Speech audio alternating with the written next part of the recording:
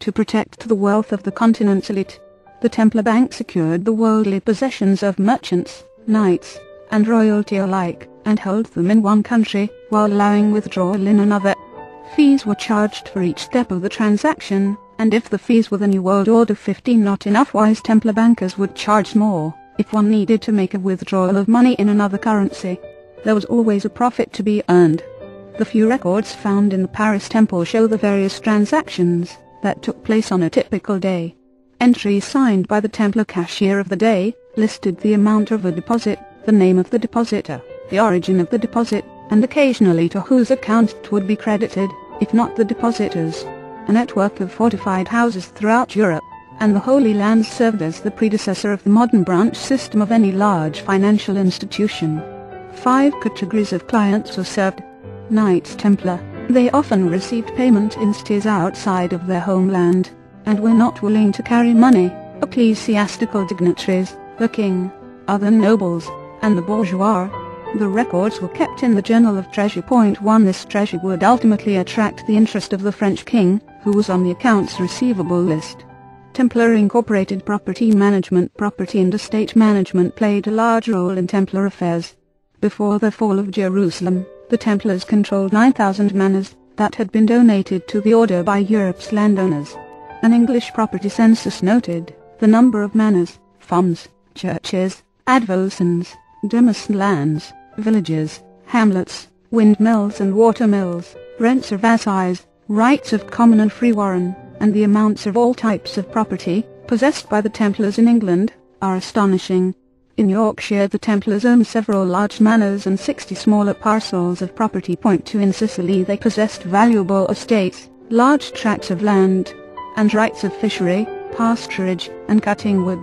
In Spain the Templars were endowed with cities, villages, lordships and splendid domains. 3 In Aragon they had castles in several cities, were the lords of Borja and Tortosa, and received the revenue of 1/10 of the kingdom. 4 The list of Templar property filled an entire census book. They had 16 piracy, a merry and a short life lands in Germany, Hungary, and France, and in the territories bordering France and Germany.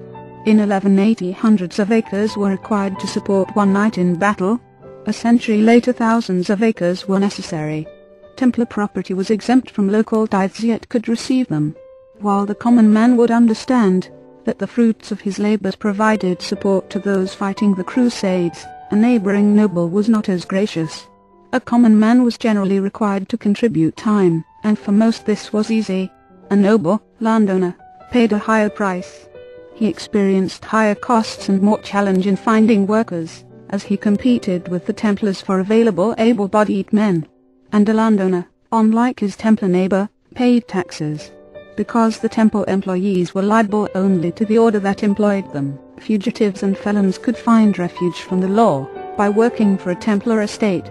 The amalgamation of an international military force and a religious order in the form of a business never again appears in the history of the world.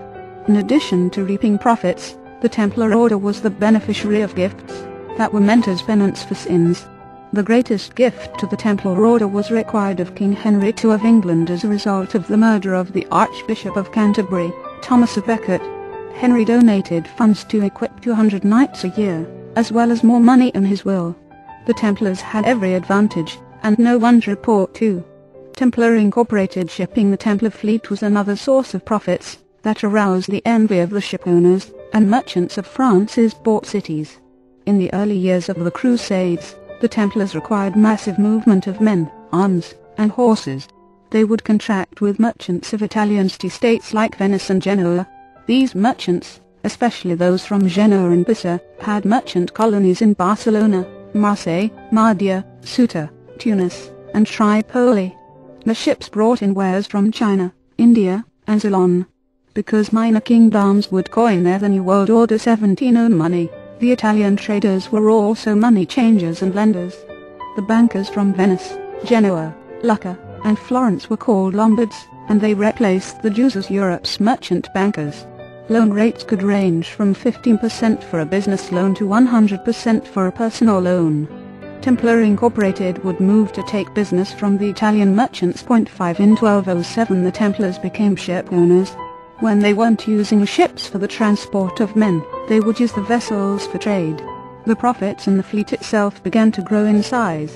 By 1233 the city of Marseille was complaining that Templar ships were taking business away from their own points. The Templars soon had many preceptories in port cities including Brindisi, Bari, Barletta, and Trani on Sicily at Messina. The trans-Mediterranean trade often involved transporting goods and animals to the eastern Mediterranean Sea and returning with slaves, who would work for the Templars in the west. The Turkish port of Aarhus in Cilicia was a center for the slave trade, and the Templars established a wharf there. The Knights Templar and the rival Christian order the Knights of Malta became the largest European slave traders in the Mediterranean, and they established themselves in Venice.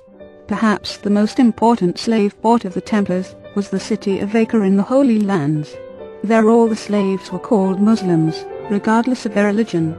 This was the result of the Pope in Rome declaring a ban on Christian slaves in the Kingdom of Jerusalem. Muslims who sought to convert were denied.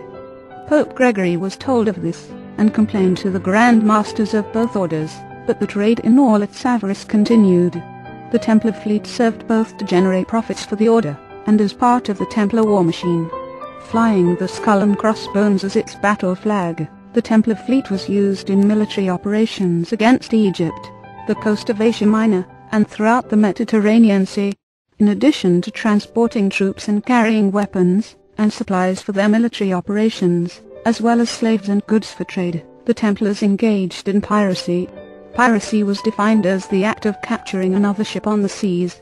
But a Templar ship taking on an Islamic 18 piracy, a merry and a short-life warship was not considered piracy, as the two were at war. There were few ships designed strictly for battle, as all shipping boats needed to be armed. Thus the act of capturing an Islamic merchant ship would be considered privateering. There was a fine line between piracy and, later, privateering.